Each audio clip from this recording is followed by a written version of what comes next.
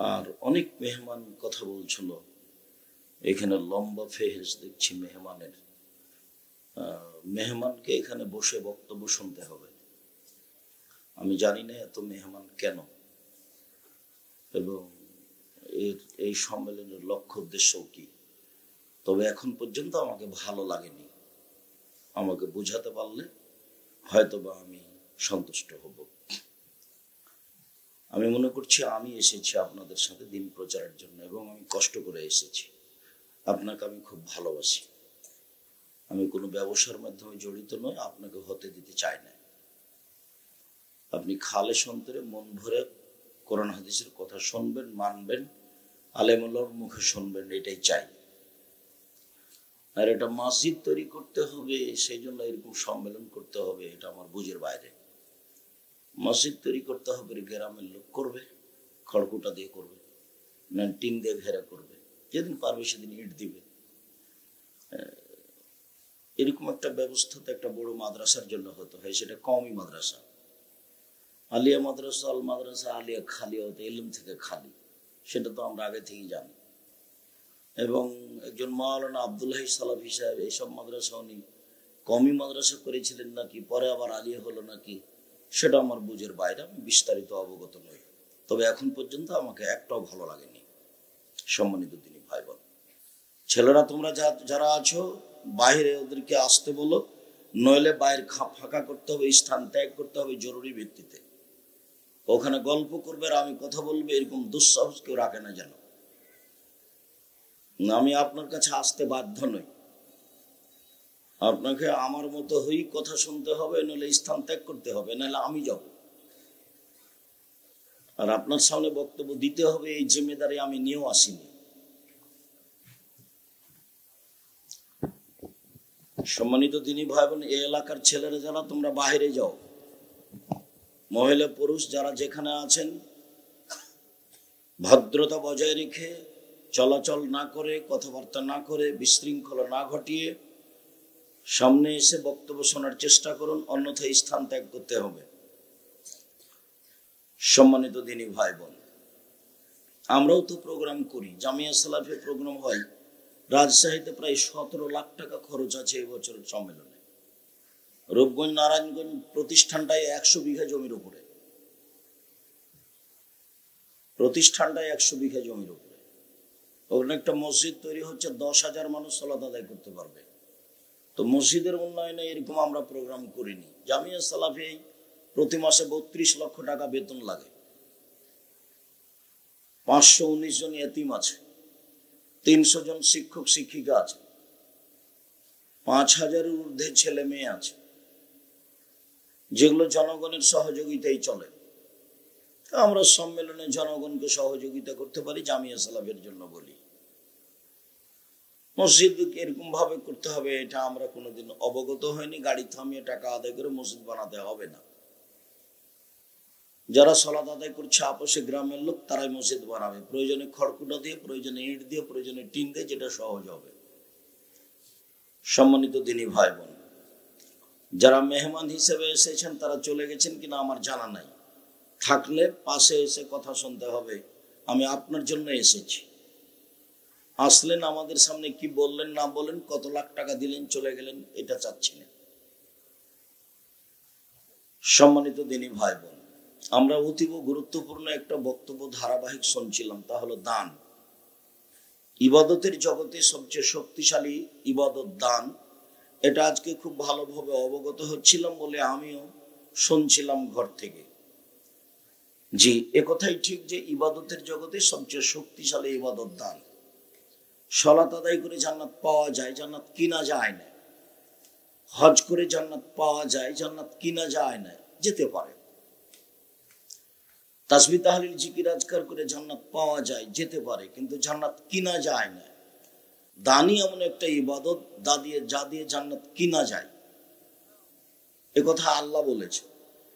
যার কারণে আমরা কোরআন হাদিসের ভিত্তিতে বুঝি ইবাদতের জগতে সবচেয়ে শক্তিশালী ইবাদত হলো দান।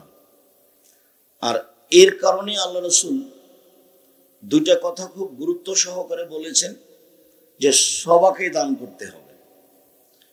তখন সাহাবীগণ বললেন, যদি সবাই দান করতে না পারে কি করবে? তখন আল্লাহ রাসূল বললেন, তাহলে মানুষের বাড়িতে কাজ করবে, টাকা তো নাই, তো দান করবে কি করে? তো মানুষের বাড়িতে কাজ করে দান করবে। তো সাহাবীগণ বললেন, যদি মানুষের বাড়িতে কাজ করতে না পারে তাহলে কি করবে? বলে, অসহায় মানুষের সহযোগিতা করবে, বুদ্ধি পরামর্শ দিবে। তো সাহাবীগণ বলছেন, এটা যদি না পারে তাহলে কি হবে?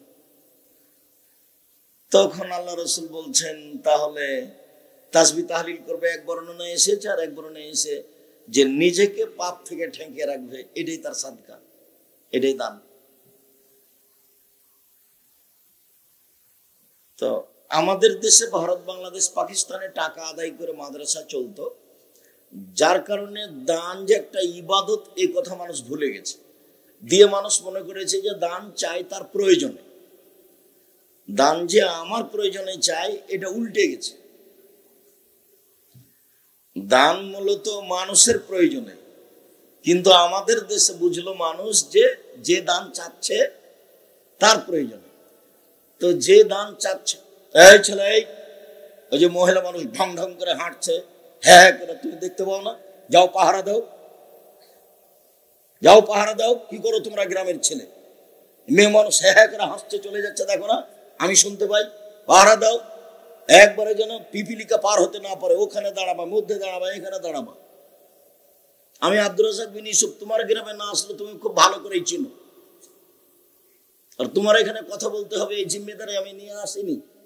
তুমি আমাকে টাকা দিবে, সেই টাকা দিয়ে গাড়ি চালিয়ে যাবো বাড়ি, এ পর্যন্ত আমার হিসাব নাই। আমার জীবনে আমি কোনোদিন মানুষের 5 পয়সার হিসাব করিনি, 5 পয়সার হিসাব করিনি, ভাবিনি আমি কোনোদিন। 90 সাল থেকে মাঠে আছি, 90 সাল থেকে, 90 সাল থেকে নিয়ে এখন পর্যন্ত কোনোদিন মানুষের কাছে পথ খরচ পাথেও চেয়েছি। এটা প্রমাণ হয়ে গেলে জাতির সামনে বক্তব্য দেব না। তোমরা ডেকে নিয়ে এসেছো, সম্মান করতে চেষ্টা করো, জীবন বাজি রেখে সম্মান চেষ্টা করবো। ওখানে দাঁড়াবা, এখানে বাহিরে দাঁড়াবা। যারা বাহিরে আছে তারা তো বুঝতে পারে না, মহিলা মানুষ এসেছে গল্প করতে করতে, হ্যাঁ হ্যাঁ করতে করতে ঢং ঢং করে এসেছে, আবার চলে যাচ্ছে। কেন যাচ্ছে? তার স্বামী না, এই জন্য যাচ্ছে। কেন যাচ্ছে? স্বামী যা আছে, ও কা পুরুষ, ওকে দিয়ে কি করবে না? বাপ নেই সেজন্য যাচ্ছে। তো বাপ তো আমি বলিনি, ওটা চাচা, আমি কথা বলেছি, ওটা তার সৎ বাপ। সৎ বাপ যার কারণে জিম্মেদারি পালন করানো, তো যাবেই। ওর মা নাই, তার কারণে এভাবে যাচ্ছে। ওর মা তো নাই, ওর মা যেটা ও বলছে ওটা তোর মা না, ওটা খালা, ওর সৎ মা। মা তো মা হয়, যার গতি বিধি নিয়ম নীতি মা। এ তো বহুদিন বলেছি, মা হলে 4টে জিনিস লাগে। বুখারী মুসলিমের হাদিস, মা হলে 4টে জিনিস লাগে। 1, মা মেয়েকে বিদ্যা শিখাবে। 2, মা মেয়েকে শিষ্টাচার শিখাবে। বুখারী মুসলিমের হাদিস। তো হ্যাঁ করে হাসছার চলে যাচ্ছে, এটা কোন শিষ্টাচার? 3, মা হচ্ছে যে মেয়েকে সাজগোজ করে, মাথার চুল চিরুনি করে পরিপাট করে রাখবে। 4, মা হচ্ছে মেয়েকে পাহারা দিবে। আল্লাহ নবী বলছেন, বুখারী মুসলিমের হাদিস, মা হলো মেয়ের ছেলের জন্য পাহারাদার। আমি বলিনি এই কথা। তো কি পাহারা দিল, কি শিষ্টাচার শিখালো? মা হলি হবে। ওর বাপ বিবাহ দিয়েছে, স্বামীর কাছে গেছে, তাই বাচ্চা হয়েছে, তাই ও মা। মা কাকে বলে তার তো জানা নাই, ওটা ভাবেনি কোনোদিন। দিন কাটছে পশু প্রাণীর মতো, গরু ছাগলের মতো, কুকুর শ্রীগেলের মতো। ও কথা আল্লাহ বলছেন, বুঝে না ওরা, অন্তর আছে বুঝে না, দেখেও দেখে না ওরা, চক্ষু আছে দেখে না, শোনেও শোনে না ওরা, কান আছে শোনে না। উলায়েকা কাল আনাম, তারা পশু প্রাণীর মতো, তারা গরু ছাগলের মতো, তারা কুকুর শ্রীগেলের মতো, বালহু মাজাল, বরং তার চেয়ে খারাপ। আল্লাহ বলছে। তা আল্লাহ তো এরকম লোককেই বলছে, এরকম মা এরকম বাপকে বলছে। থাকে, খায়, পেশাব করে, পায়খানা করে, দিন কাটায়, তার নাম মানুষ। যে না, এটা পশু প্রাণীর জীবন, এটা গরু ছাগলের জীবন, এটা কুকুর শ্রীগালের জীবন। আর এদের চরিত্রকে হিসাব করতে করতে করতে আল্লাহর নবী বলছেন যে আমার উম্মত ইহুদি খ্রিস্টানদের সাথে এমন ভাবে মিশে যাবে, ইহুদি খ্রিস্টান যদি মায়ের সাথে জেনা করে থাকে তো আমার উম্মত করবে। চাল চলন, কথাবার্তা, পোশাক আশাক সব নোংরা হয়ে যাবে। আবার বলছেন যে ওদের গান বাজনা, বাদ্যযন্ত্র, খেল তামাশা নেশাদার দ্রব্য এমন হয়ে যাবে যে সন্ধ্যায় থাকবে মানুষ আর সকালে হবে সুর, বানর। কেন বলছেন আল্লাহ নবী শুকুর হয়ে যাবে, বানর হয়ে যাবে? আল্লাহ নবী বলবেন যে কুকুর শ্রীগাল হয়ে যাবে, বলবেন যে সাপ ব্যাং হয়ে যাবে। তো কেন বলবেন যে বানর হয়ে যাবে আর শুকুর সোর হয়ে যাবে? কেন বলছেন? বানর হচ্ছে অনুকরণীয় প্রাণী। মুসলমান যেদিন ইহুদি খ্রিস্টানের অনুকরণ করবে, হিন্দুদের অনুকরণ করবে, সেদিন এরা সন্ধ্যায় থাকবে মানুষ আর সকালে হবে বানর। বাজনা তো বাজতো হিন্দুদের বাড়িতে, তা মুসলমানের বাড়িতে বাজে। আল্লাহ রাসূল ওই কথা বলছেন, আমার উম্মত মিশে যাবে হিন্দুদের সাথে, আমার উম্মত মূর্তি পূজা করবে, আমার উম্মতের আলেম ওলামা ধর্ম বেচা খাবে। আমি আমার জীবনে আশঙ্কা করে গেলাম তিনটি। আল্লাহ নবী বলছেন, পৃথিবীর মানুষ শোনে রেখা, আমার জীবনে বড় ভয়। আমি আশঙ্কা করে গেলাম জাতির উপরে। এক, আইম্মাতাম মুজিল্লিন, ভ্রান্ত হুজুর, ও হুজুর ধর্ম বেচা খাবে। দুই, সাতাবদু কাবাইলু মিনুমাতাল আলসান, আমার উম্মত মূর্তি পূজা করবে, বাপের ছবি মায়ের ছবি সুন্দর করে সাজিয়ে রেখেছে। এক লোক আমাকে বলছে, উচ্চ শিক্ষিত মানুষ, বিত্তশালী মানুষ, আমাকে বলছে আমি আমার মাকে খুব ভালোবাসি, তাই আমার মায়ের ছবিটা মাথার উপরে রেখেছি। তা আমি বলছি আপনি কুসন্তান। কেন এইভাবে বলেন আপনারা এই সাহেব? বলে কুসন্তান না হলে আপনি এত খারাপ কাজ করছেন কি করে? মার ছবিকে সম্মান করছেন, এটা কি কথা? আল্লাহ নবী বলছেন আমার উম্মত হিন্দুদের সাথে মিশে যাবে, মূর্তি পূজা করবে। তো মাকে এভাবে রেখেছেন, এটা কি?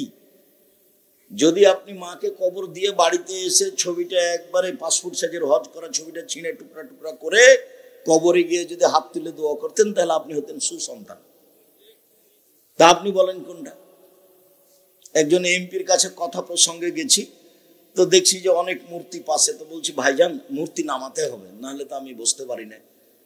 তখন বলছে আমি খাঁটি আহলে হাদিস। বলছে পাশে মূর্তি থাকার পরে আপনি খাঁটি আহলে হাদিস? যাক, মনে কিছু নেন না, আমি যাই। আপনি মনে কিছু নেন না, যাই। যদি আপনি পারেন তাহলে ছবি নামান, আমি থাকি, আর নাহলে যাই। আচ্ছা আচ্ছা ঠিক আছে, আমি সরাচ্ছি, বসেন বসেন বসেন।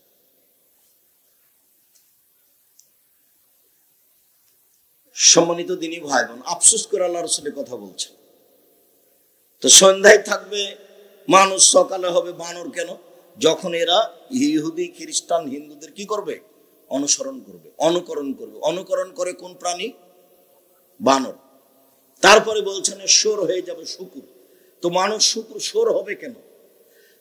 অনুভূতিহীন প্রাণী পৃথিবীতে একটাই, সেটা হলো শুকুর সোর। কোন প্রকার অনুভূতি নাই।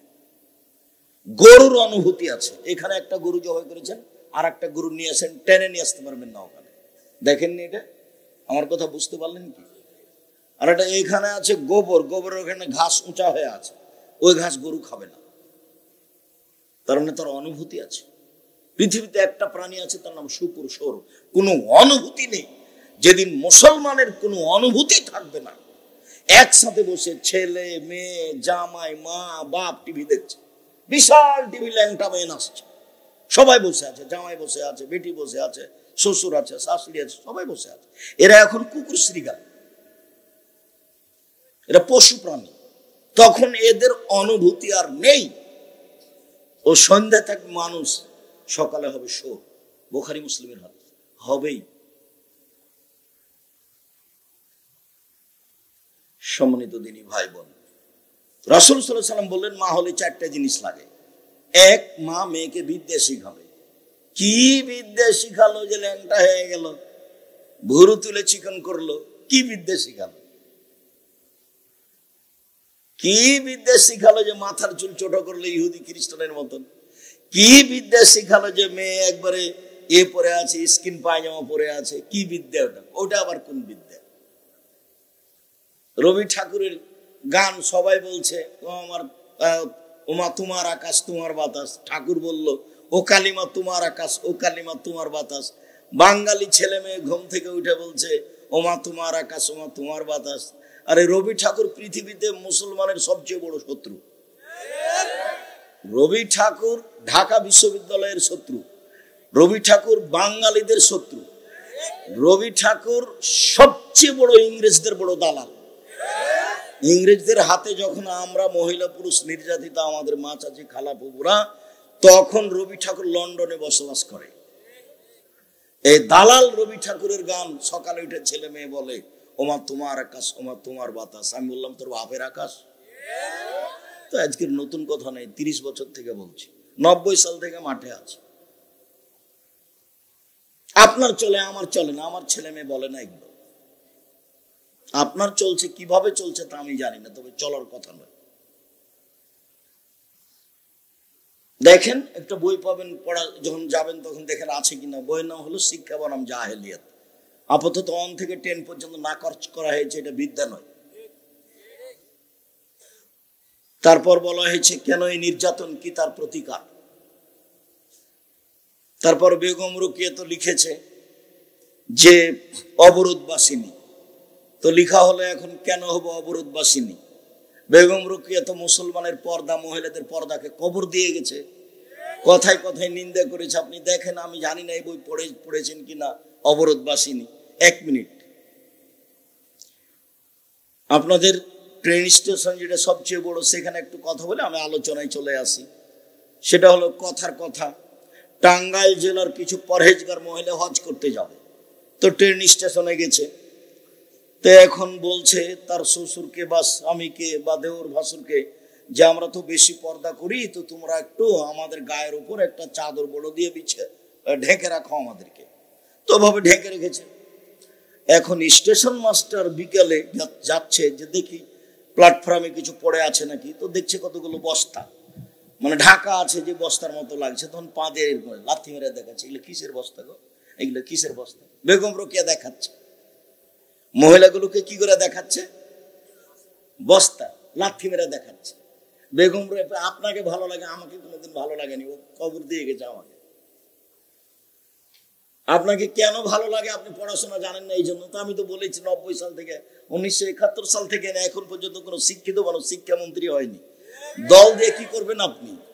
দল দিয়ে তো জাতির টাকা পয়সা লুটে খাচ্ছেন। কে কাকে চিনে না, সবাই সবকে চিনে। দেশের উন্নয়নের নাম দিয়ে কোটি কোটি টাকা লুটে খায় যারা। আব্দুল্লাহর বক্তব্য আপনারা শুনেন, এদের মধ্যে কারো ন্যায় পরায়ণতা নেই, এরা কেউ বিশ্বস্ত মানুষ নেই। জাতির কি করবে? ওর জন্মই মিথ্যার উপরে, ওর জন্মই প্রতারণার, জাতির কি করবে ও? আর এই তো নির্বাচন পদ্ধতি তো খ্রিস্টান আব্রাহাম লিঙ্কনের পদ্ধতি। এটা হলো ইলেকশন, এটাতে মুচিও নেতা হবে, চোরও নেতা হবে। উমর রাদিয়াল্লাহু তাআলা যেটা বললেন সেটা হলো সিলেকশন, জ্ঞানী গুণী বসে এক জায়গাতে নেতা নির্বাচন হবে। তো ইলেকশন দিয়ে আপনি একটা ন্যায়পরায়ণ নেতা বের করবেন, তার নাম হলো উমর, এটা হলো সিলেকশন দিয়ে হতে পারে, মানে পদ্ধতি উল্টা। ঠাকুর বললো উমর তোমার আকাশ তোমার, আরে ঠাকুর বলছে ও কালিমা তোমার আকাশ, ও কালিমা তোমার বাতাস। সারা বাঙালি পুরুষ নারী সবাই বলছে ও কালিমা তোমার আকাশ, ও কালিমা তোমার বাতাস। আমি তো কোনোদিন বলিনি। সম্মানিত দিনী ভাই বোন, মা কাকে বলে? মাই তো বুঝলো না যে আমি কি দিয়ে মা, সৎ মা। সৎ মার বাস্তবতা বুঝেন না? এই যে দেখেন সৎ মা দেখাচ্ছি। ওই ঘর থেকে তার নিজের পেটের মেয়ে এসেছে, ও বসে আছে এখানে। তখন বলছে আম্মু আসো আসো, আম্মু বসো, আম্মু কি খেয়েছো, আম্মু খেয়েছো। এবার সৎ মেয়ে আসছে, এখানে আনি কেন, এখানে আনি কেন, যা ও ঘরে যে তোকে বসতে বললাম, যা ওই ঘরে বস। ওটা সৎ মা। তো এই সৎ মাকে কি শিখাবে? তুই তো সৎ মা, হ্যাঁ করে হেঁটে চলে যাচ্ছে, ওটা ওর মা, সৎ মা। আঙ্গুলের নখ দেখেন, নখ বড় আছে, নেইল পালিশ দেওয়া আছে। ও তো ইহুদি খ্রিস্টানদের পতিতালয়ের মেয়েদের কাজ। নখে নেইল পালিশ দেওয়া, নখ বড় রাখা কার কাজ?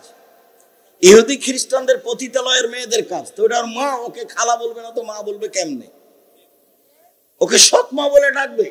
যেই মায়ের মেয়ের নখ বড় আছে, নখে নেইল পালিশ আছে, সেই মেয়ে যদি মাকে মা বলে ডাকে তো অন্যায় হবে এটা। ওকে সৎ মা বলবে। তো মায়ের দায়িত্ব পালন করেনি, দায়িত্ব কি জিনিস তার জানাও নাই। বাপও দায়িত্ব পালন করে না। আল্লাহর নবী বললেন যে 3টে মেয়েকে যদি লালন পালন করে, তাহলে মেয়ে 3টে বিচারের মাঠে তার জন্য অন্তরাল হয়ে যাবে। মানে ওইদিকে থাকবে জাহান্নাম, এদিকে থাকবে বাপ আর মেয়েরা মধ্যে থাকবে। আল্লাহকে বলবে যে আমার আব্বাকে আগে জান্নাতে দিতে হবে, তারপরে কোনো কথা। এই যে বেঁকে গেলাম, আগে দেন আমার আব্বাকে জান্নাতে, তারপরে কোনো কথা। 3টা মেয়েকে লালন পালন করবে। তো লালন পালন কিভাবে? তখন আল্লাহ রাসূল বলছেন, 1 আল্লামাহুন্না, তাকে বিদ্যা শিখিয়ে দিল, ঘুরেটা তো ওটাই আসলো। 2 আদাবাহুন্না, মেয়েকে শিষ্টাচার শিখিয়ে দিল, তাহলে ঘুরে তো ওটাই আসলো। 3 আহসানা ইলাইহিন্না, মেয়ের সাথে ভালো আচরণ করলো, খাস্টা মেষ্টা করলো না, সৎ মেয়ের সাথে যেমন করে তেমন করলো না, ভালো করলো। তখন এই মেয়ে 3টাকে হয়ে যাবে, অন্তরাল হয়ে যাবে। 10টা ছেলে যদি মাস্টার ডিগ্রি পাস করান, 1 নেকি হবে না। তো করাবেন কেন? জন্ম দিয়েছেন এই জন্য। জিম্মেদারি পালন করবেন, জন্মের সাথে সাথে তাহানিক করবেন, 7 দিনে দিনে আকিকা দিবেন, দিতেই হবে ভিক্ষা করে হলেও। এ তো কুরবানি নয় যে দিলে ভালো, না দিলেও হলো। ভিক্ষা করে হলে আকিকা দিতে হবে, 7 দিনের দিনই দিতে হবে। 14 দিনে চলে না, 21 দিনে চলে না, জীবনে একদিন চলে না। হুজুরে বলেছে, বলুক হুজুরে, আমি বলিনি কোনোদিন। 7 দিনের দিনই দিতে হবে। কানা হোক, ন্যাংরা হোক, খোড়া হোক, যেটাই হোক না কেন, ছাগল ছাগি, ভেড়া ভেড়ি, দুম্বা দুমি, বাপের জিম্মেদারি। খাতনা দিতে হবে, কোনো অনুষ্ঠান নেই। আকিকের আপনি অনুষ্ঠান খাওয়াতে পারেন মানুষজনকে, নিজে খাবেন। আকিকের গোস্ত বাপ মাই খাবে, আকিকের গোস্ত বাপ মাই খাবে, দাদা দাদি খাবে। তো বলছে আকিকের গোস্ত বলে বাপ মাকে খাওয়া হয় না। বাড়ি কোথায় বলে ময়াতে, আপনার গাজীপুর। কি ব্যাপার? গাছ টাছ এখনো জঙ্গল হয়ে আছে নাকি? মানুষজন যেতে পারে না? কি দিয়ে বুঝলেন যে বাপ মা খেতে পাবে না? বাপ মাই খাবে আকিকের গোস্ত, দাদা দাদি খাবে। ভালো লাগলে পাড়া প্রতিবেশীকে দিবে, দিয়ে খাওয়া ভালো, সেই জন্য। এটা কুরবানির গোস্ত নয় যে দিতে বাধ্য। কুরবানির গোস্ত নেকির জন্য আল্লাহ বলছেন ওকে দিতে হবে, ফকির মিসকিনকে দিতে হবে, আপনি দিতে বাধ্য। আর আকিকার গোস্ত নিজের গোস্ত। 7 দিনে দিন মাথা নেড়ে করতে হবে, নাম রাখতে হবে, মাথার চুল সম পরিমাণ রূপা হিসাব করে দান করতে হবে। এগুলো বাপের জিম্মেদারি। ছেলেকে পড়াশোনা শিখাবে, 1 নেকি হোক আর না হোক, জিম্মেদারি পালন করবে। নেকি তো সব মেয়ের ব্যাপারে, নেকি সব মেয়ের ব্যাপারে। তো মেয়েকে কি শিখালো? কেন হ্যাঁ হ্যাঁ করে হাসছে আর হাঁটছে? কেন হাসছে আর যাচ্ছে? কি শিখালো? ও বাপ, ও সৎ বাপ, ও মা, ও সৎ মা। পশু প্রাণীর মতো দিন কাটে, গরু ছাগলের মতো। আপনি সভ্য বলেছেন, আমি আব্দুর রাজ্জাক বিন ইউসুফ জীবনে সভ্য বলিনি। যারা একসাথে বসে টিভি দেখে, যারা এইভাবে ছেলে মেয়েকে রাস্তায় ঘুরায়, নগ্ন পোশাকে মেয়ে চলে, স্কিন পায়জামা পরে থাকে, বাপ মাথায় টুপি থাকে, এইকে যদি আমি অশিক্ষিত প্রমাণ করতে না পারি, পশু প্রাণীর মতো যদি প্রমাণ করতে না পারি, এদেরকে যদি বন্য অসভ্য বর্বর প্রমাণ করতে না পারি, আমি আব্দুর রাজ্জাক বিন ইউসুফ আজকে টাঙ্গাইলের শেষ অংশে বক্তব্য শেষ করলাম, জিন্দেগিতে বক্তব্য দিব না। আর এই কথা বলে আসছি 90 সাল থেকে, মানে 35 বছর চলছে। 90 সাল থেকে না আমি আপনার সাথে আছি, আপনার কল্যাণের জন্যই। সম্মানিত দিনী ভাই বোন, কথা আবারও ফিরে যায়, যে যেখানে আছেন ভদ্রতা বজায় রেখে, গল্প গুজব না করে,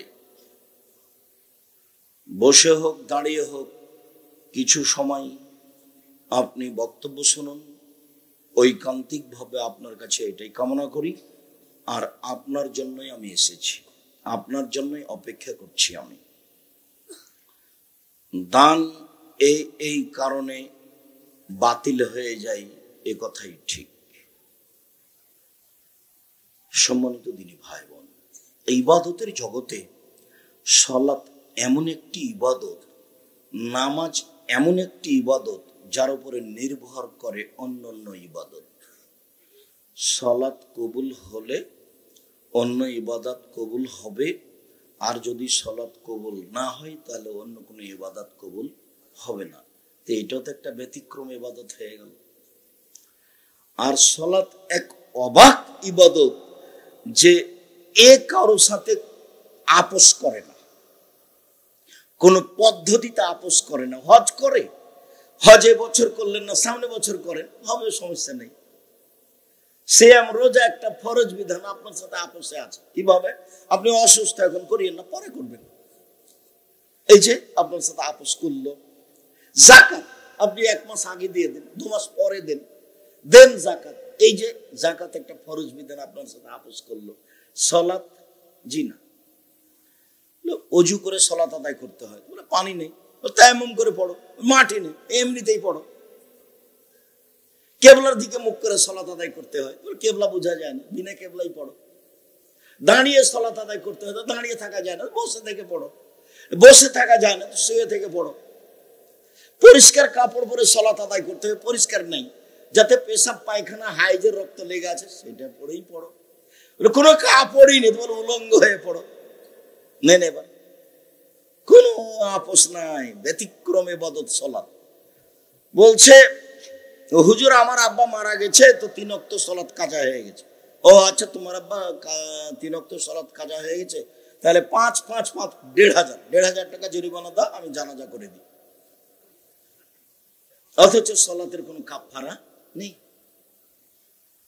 এই টাকা দিয়ে ও জানাজা করে নিয়ে চলে গেল। তো যার ঋণ আছে তারও জানাজা হুজুর করছে। তা আল্লাহ নবী বলেছেন যে হুজুর ধর্ম বেচে খাওয়ায়। আল্লাহ নবী বলছেন যার ঋণ আছে তার জানাজা নেই। ও তো তার বোকামি মাথায় চেপেছে, ব্যাংকে লোন নিয়ে ব্যবসা শুরু করেছে। আমি তো লোন নিয়ে ব্যবসা করতে বলিনি, আমি যে পরামর্শ দিয়েছি 35 বছর থেকে, সেটা হলো চকলেট, লোনই লাগবে না। তারপরে কলা, তারপরে কাপড়, মোটামুটি একটা ভালো পর্যায়ে যেতে 30 বছর সময় লাগবে। তো আপনি এখন ব্যাংক থেকে টাকা উঠিয়ে কলকাতায় হিরোইন কিনলেন, ঢাকায় বিক্রি করলেন, এই ব্যবসার কথা তো আমি কোনোদিন বলিনি। 47 না 97 কোটি, 97,000 কোটি টাকা জনৈক ব্যক্তি, যে ব্যক্তি নৌকায় ধরা পড়লো, তো টাকা তো তাহলে এদের, এর নাম দেশের উন্নয়ন? জি না। পশু প্রাণীর মতো জীবন, গরু ছাগলের মতো জীবন, কুকুর শ্রীগুলোর মতো জীবন। এ কথা আমি বলিনি, আল্লাহ বলছে। আপনি যদি এ কথায় কষ্ট পান, আমার কিছু করার নেই। পশু প্রাণীর মতো জীবন, গরু ছাগলের মতো জীবন, কুকুর শ্রীগুলোর মতো জীবন আল্লাহ বলছে। আমি গরিব মানুষ, তাতে কি আছে? 5 ওয়াক্ত সালাত আদায় করবো, মানুষের বাড়িতে দিন মজুরি করে খাবো, এসার সালাত আদায় করে ঘুমিয়ে যাবো। সহজ পথ জীবনে। 1 5 ওয়াক্ত সালাত, 2 হালাল রুজি, 3 একটু কোরআন তেলাওয়াত প্রত্যেক দিন, 4 আড্ডা না পিটা। 2 জন যেখানে বসে আছে সেখানে বসবো না। আড্ডা পিটা চিরদিনের জন্য হারাম। আপনি 5 ওয়াক্ত সালাত আদায় করে, এসার সালাত আদায় করে গিয়ে দোকানে বসে মাথায় টুপি দিয়ে বসে আছেন, আর ল্যাংটা মেয়ে নাচছে, আর আপনি তাকিয়ে আছেন, তখন আপনি ভালো মানুষ? আপনাকেই যদি জিজ্ঞাসা করা হয় যে আপনি ভালো মানুষ, তা আপনার একটু সেই তো কি করি, আসলে বাড়ি যেতে মন জেনে বসে আছি, সেই জন্য একটা কিছু বলবে, তার মানে ওইও ভালো মানুষ নয়। জাবের বলছেন যে আমি আল্লাহর নবীকে জিজ্ঞাসা করলাম, আল্লাহর নবী, ইবাদতের জগতে সবচেয়ে ব্যতিক্রম ইবাদত সালাত, যার সাথে কোনো আপোষ নেই। দেখুন, আনাস রাদিয়াল্লাহু তাআলা আনহু বলেন, রাসূল সাল্লাল্লাহু আলাইহি সাল্লাম বলেছেন, আউয়ালু মা ইসআলুল আবদু ইয়াউমাল কিয়ামাহ সালাত। বিচারের মাঠে মানুষকে প্রথমে যেটা জিজ্ঞাসা করা হবে সেটা সালাত, নামাজ। এটাই হবে প্রথম জিজ্ঞাসা। ফাইন সালাহাত সালাহুল্লাহু সাইরা আমলিহি, যদি সালাত ঠিক হয়ে যায় সব ইবাদত টিকে যাবে। আইন ফাসাদাত ফাসাদাল্লাহু সাইরা আমলিহি, যদি সালাত না টিকে না থাকে তাহলে সব ইবাদত বাতিল হবে, কোনো ইবাদত গ্রহণ হবে না। সালাত এমন একটা ইবাদত যার উপরে নির্ভর করে অন্য ইবাদত। আবু হুরায়রা রাদিয়াল্লাহু তাআলা আনহু বলেন, রাসূল সাল্লাল্লাহু আলাইহি সাল্লাম বলেছেন, আস-সালাতু সালাসাতু আসলাসিন, সালাত 3 ভাগে বিভক্ত। সালাত 3 ভাগে বিভক্ত। 1 আত-তাহুরু সুলুসু, ওযু হলো 3 ভাগের 1। 2 আর-রুকু সুলুসু, রুকু হলো 3 ভাগের 1। 3 আর-সুজুদু সুলুসু, সিজদা হলো 3 ভাগের 1। যে ব্যক্তি সালাত এগুলো ঠিক ঠিক আদায় করলো, কবেলাত সালাত, তার সালাত কবুল করা হবে। ওয়াইন রুদ্দাত আলাইহি সালাতু রুদ্দা আলাইহি সাইরা আমলিহি, যদি সালাত তার উপর প্রত্যাখ্যান করা হয় তাহলে সব ইবাদত বাতিল। অজু ভালো তো সালাতের 3 ভাগের 1 ভাগ হয়ে গেছে, রুকু ভালো তো সালাতের 3 ভাগের 2 ভাগ হয়ে গেছে, সিজদা ভালো তো সালাতের 3 ভাগের 3 ভাগই হয়ে গেছে, আমি নেকি পেয়ে গেছি। আর একটা কাটা গেলে 3 ভাগের 1 ভাগ নেকি কাটা গেল, 2টা কাটা গেলে 3 ভাগের 2 ভাগ নেকি কাটা গেল। যদি 3টায় কাটা যায় 1 নেকি হবে। সালাত আদায় করলো কিন্তু নেকি হবে। দান করলো কিন্তু খোটা দিল তো গেছে, দান করলো কিন্তু কষ্ট দিয়েছে মানুষকে তো গেছে, দান করলে তো লোক দেখানো দান করলে। বলেন না, একটু বলে দেন না যে 5,000 টাকা দিলাম, একটু বলছেন না ভাই, নামটা একটু বলেন না, তো দানটা গেছে। এটা তো মানুষের স্বাদ, ওই চাই যে আমি এত টাকা দান করলাম, কেউ জানলো না। জাহান্নাম উদ্বোধন হবে 3 শ্রেণীর মানুষ দিয়ে। 1 হুজুর, কে? হুজুর। 2 দান, 3 শহীদ, লোক দেখানো শহীদ। আপনি যাকে বলছেন ও শহীদ কি না এরকম কোরআন হাদিসে বোঝা যায় না। আমি তাকে কোনোদিন শহীদ বলিনি।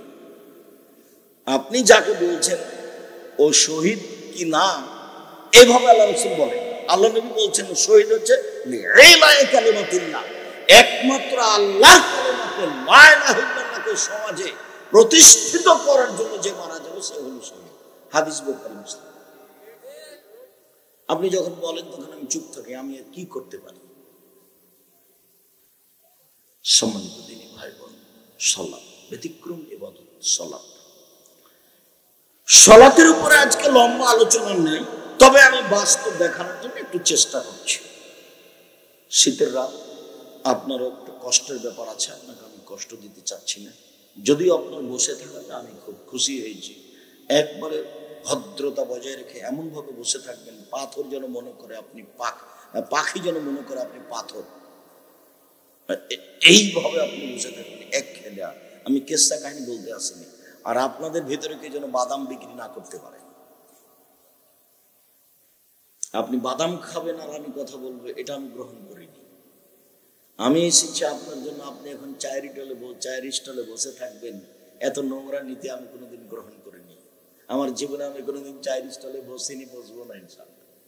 আমার মা বাড়ি থেকে যখন বের হতাম তখন 4টে কথা বলতো। 1, দোকানে বসিও না। 2, প্রাইভেট পড়ায়ও না। 3, কারোর সাথে বন্ধুতালি করিও না। 4, দাওয়াত খেও না। আমার মা এভাবে বলতেন। আমার মা নিরক্ষর।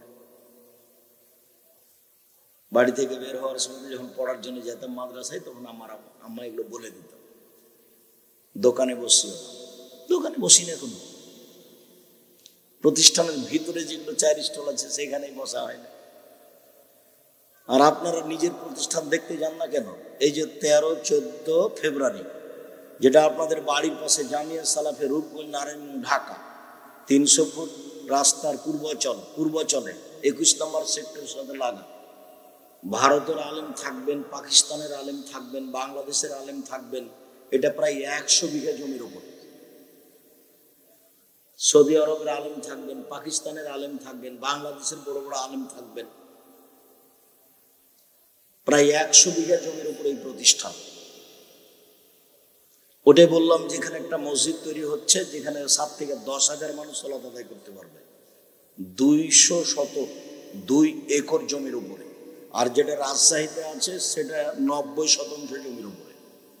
তাতে 3-3.5 লোক একসাথে একতলায় সালাত আদায় করতে পারে। ওটা 4 তলা। জামিয়া সালাফের রাজশাহী যেটা, সেটা 40 বিঘা জমির উপরে। আর এটা হলো প্রায় 100 বিঘা জমির উপর। যেটা জামিয়া সালাফের মহিলা শাখা রাজশাহী হতে যাচ্ছে, সেটা 60 থেকে 77 বিঘা জমির উপরে, যার 40 বিঘা আছে পুকুর। এগুলো আহলে হাদিসের নিজস্ব সম্পদ। এটা আপনার নিজের প্রতিষ্ঠান। গাজীপুরের কথা মাঝে মধ্যে কেউ টাকা পয়সা দেয় কিনা আমার খুব একটা জানা নেই, তবে টাঙ্গাইল জেলার মানুষ মাঝে মধ্যে দেয়, আমার খুব একটা জানা নেই। হয়তো বা গাজীপুর জমির দাম বেশি, সেই জন্য দেয় না নাকি, কিভাবে তা খুব একটা আমার জানা নাই। তো যেটুকু আমি জানি কিভাবে জামিয়া সালাফে চলে সেটা আমিও বুঝি না। প্রতি মাসে বেতন লাগে 32 লক্ষ। এই জানুয়ারি থেকে কত লাগবে তা এখনো হিসাব আমার কাছে আসেনি। 519 জন এতিম আছে, 519 জন খালি এতিম আছে। যারা শিক্ষকতা করেন তারা অনেকে ইন্ডিয়ার, অনেকে সৌদি আরব মদিনা বিশ্ববিদ্যালয়ের, অনেকেই বাংলাদেশে। আপনার জামিয়া সালাফিতে খাওয়াই 3 ধরনের আছে। যারা সৌদি আরব তাদের রান্না বান্না ভিন্ন, যারা ইন্ডিয়ার তাদের রান্না বান্না ভিন্ন, আর আমরা যারা গরিব মানুষ আছি আমাদের রান্না বান্না ভিন্ন। এটা হলো আপনাদের জামিয়া সালাফিয়া। জামিয়া সালাফিয়া আল ইতিসাম পত্রিকা একটা বের হয়, 50টা প্রশ্নের উত্তর আছে, 50টা। 12 জন বড় বড় দেশ বিদেশের মুফতি এগুলো বের করে। জানি না আপনি পড়েন কিনা, আপনার কোথায় কার্পণ্যতা আছে আমার জানা নেই, তবে আপনার সাথে আমার কোনো কার্পণ্যতা নেই। আল ইতিসাম পত্রিকা আপনার টাকা দিয়ে আমি ছাপাই, লক্ষ লক্ষ টাকা ব্যয় করে আল ইতিসাম পত্রিকা বের করেন, নিজে পড়বেন। মুফতি রেখেছেন আপনি, লেখক রেখেছেন আপনি, প্রেস কিনেছেন আপনি। জামিয়া সালাফে প্রেস আছে, এত পয়সা ব্যয়বহুল পয়সা খরচ করে পত্রিকা বের করেন, কেন পড়বেন না? আপনারা আমি তো 10 পয়সা দিনে কোনোদিন, আমি বের করলাম কি করে? আরে আপনি করেন, আপনার কোনো ভাই করে, নাহলে ওটা চলছে কিভাবে? চলছে 1 মাসের বেতন যদি আমাকে রেডি করতে বলেন, তা আমার মরা পর্যন্ত যদি প্রস্তুত করিতে 1 মাসের বেতন হবে না। রমজান মাসে বললে লাগে 40 লক্ষ 42 লক্ষ বেতন, কুরবানিতে এরকম 40-42 লক্ষ টাকা বেতন লাগে। প্রত্যেক দিন বিকালে 3 মিস্ত্রি, রাজমিস্ত্রি, সেলেটের মিস্ত্রি, কত যে মিস্ত্রি আছে, প্রায় 40,000 থেকে মাঝে মধ্যে লাখের মতো বিল আছে প্রত্যেক দিন। আর প্রায় সব জমি কিনা।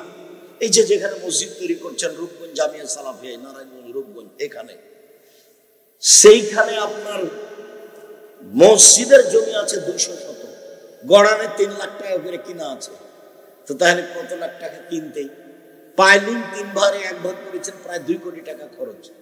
তাতে আপনি মাঝা ঢালাই দিয়েছেন প্রায় 2 কোটি টাকা খরচ। এটা আমি বানাই, ওটা আপনি বানান। জামিয়া সালাফে বৈদেশিক পয়সা দিয়ে চলে না, জামিয়া সালাফে কোনো সংস্থা দিয়ে চলে না, জামিয়া সালাফে কোনো বৃত্তশালী দিয়ে চলে না। জামিয়া সালাফের রসিদ বই বাহির ব্যবহার নিষেধ। কোন শিক্ষক জামিয়া সালাফের রসিদ বই নিয়ে মানুষের কাছে টাকা আদায় করতে যেতে পারবে না। গাড়ি থামিয়ে টাকা আদায় তো বহু দূরের কথা। শিক্ষক জানে না কিভাবে প্রতিষ্ঠান চলে, কিভাবে চলে। আপনি 5,000 দেন, আমি 2,000 দিই, কেউ 20,000 দেয়, এভাবে চলছে। প্রতিদিনই এরকম আছে, আপনি দিয়েছেন আর কেউ দিয়েছে, এভাবে চলছে প্রতিষ্ঠান। আলহামদুলিল্লাহ। আল ইতিসাম পত্রিকা অনলাইনে, আল ইতিসাম টিভি আছে জামিয়া সালাফে। আপনার জামিয়া সালাফের একটা বড় অংশ আছে দাওয়া ইলাল্লাহ।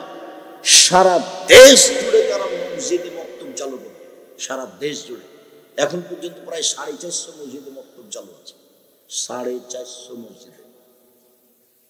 জামিয়া সালাফের জন্য জমি আছে ময়মনসিংহে, জামিয়া সালাফের জন্য জমি আছে ফেনীতে, জামিয়া সালাফের জন্য জমি আছে যশোরে, জামিয়া সালাফের জন্য জমি আছে কুষ্টিয়ায়, জামিয়া সালাফের জন্য জমি আছে বগুড়ায়, জামিয়া সালাফের জন্য জমি আছে রাজশাহীতে, জামিয়া সালাফের জন্য জমি আছে চট্টগ্রামে, জামিয়া সালাফের জন্য জমি আছে ঢাকায়, জামিয়া সালাফের জন্য জমি আছে দিনাজপুরে, জামিয়া সালাফের জন্য গাজীপুরে জমি আছে কিনা আমার জানা নাই। গাজীপুরে করেন, এলাকাতে দেখছি অনেক মানুষ বসে আছেন, জমির ব্যবস্থা করেন। এক লোক ডক্টর ইসমাইল, উনি চৌরাস্তায়, গাজীপুর চৌরাস্তায় 10 কাঠা জমি দেওয়ার জন্য খুব ঘুরলেন, কিন্তু জমি নেবরাসিলাম রেজিস্ট্রি করা গেল না, অক্ষ করা আছে সেই জন্য। তারপরে যে কি হলো, এখন এটা বন্ধ হয়ে আছে। গাজীপুরের কথা আমার জানা নাই ভালো অবস্থা কোনো দিক দিয়ে। গাজীপুরে কোনো কমই বড় মাদ্রাসা আছে এটা আমার জানা নাই, গাজীপুরে কোনো বড় আলেম আছে এটা আমার জানা নাই। এখন এসে আব্দুল্লাহ সালাফি একজন বড় আলেম ছিলেন, পাকিস্তান পাঞ্জাব থেকে পড়ে আসা, দেখি আলিয়া মাদ্রাসা, এখানে কোনো কমই মাদ্রাসা, এটা আমি বুঝলাম না, আমি দুঃখিত। আপনি মনে করেন না যে আমি আসার পর থেকে এখন পর্যন্ত ভালো অবস্থায় আছে।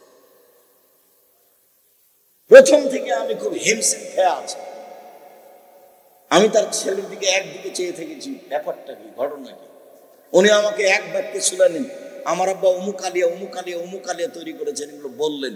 হয়তো বা কম মাদ্রাসায় করেছিলেন, পরে মনে হয় উল্টে গেছে। কি সেটা আমি বলতে পারছি না, তথ্য আমি জানি না। একটার পর একটা এখন পর্যন্ত আমি কষ্টের মধ্যে আছি এবং আজকের পুরো কষ্ট আমার স্মরণে থাকবে। সম্মানিত দিনী ভাই বোন, উবাদা ইবনে সামিত রাদিয়াল্লাহু তাআলা আনহু বলেন, রাসূল সাল্লাল্লাহু আলাইহি ওয়াসাল্লাম বলেছেন, as-salatul khams ইফতারাজাহুল্লাহ তাআলা, 5 ওয়াক্ত সালাত আল্লাহ তাআলা ফরজ করেছেন। ফামান আহসানা উজুহুন্না, কেউ যদি এর ওযু সুন্দর করে করে, ওয়াসাল্লাহুন্না লিওয়াক্তিহিন্না, সালাতটা নির্ধারিত সময়ে করে। এখন মানুষ সালাত আদায় করে সূর্য ডোবার আগে, তার নাম আসর। এখন মানুষ সালাত আদায় করে সূর্য ডোবার পূর্ব, উঠার পূর্ব মুহূর্তে, তার নাম ফজর। এটা নির্ধারিত সময়ে নয়। কেউ যদি তার নির্ধারিত সময়ে সালাত আদায় করে, ওয়া আতাম্মা রুকুহুনা ওয়া খুশুহুনা, তার রুকু সিজদা যদি ঠিকঠাক করে, ভয় ভীতি নিয়ে যদি সালাত আদায় করে, কানা লাহু আলাল্লাহি আহাদুন, তাহলে তার সাথে আল্লাহর একটা চুক্তি হয়ে যায়। আয়াতগুরা লাহু, যে আল্লাহ তাকে ক্ষমা করে দিবে। চুক্তি হয়ে যায় আল্লাহর সাথে, সরাসরি চুক্তি মুখামুখি হয় না। মসজিদ হলো আল্লাহর ঘর, তো মসজিদ তো আল্লাহর ঘর, তো আপনি এখন বসতে চাচ্ছেন, কিভাবে অনুমতি নেবেন মালিকের কাছে? আল্লাহকে কি বলবেন, আসসালামু আলাইকুম, আপনার ঘরে আমি বসতে চাচ্ছি, অনুমতি হবে? এইভাবে কি বলবেন, না পদ্ধতি কি? 2 রাকাত সালাত, বাস এটা পদ্ধতি। 2 রাকাত সালাত আদায় করলেন, তখন কি হয়ে গেল? অনুমতি হয়ে গেল। এটাই পদ্ধতি। যার কারণে মসজিদে গিয়ে বসা নিষেধ। সারা পৃথিবীর মানুষ যদি মসজিদে গিয়ে বসে প্রথমে, তাহলে সারা পৃথিবীর মানুষের নবীর সাথে অন্যায় আচরণ করবে।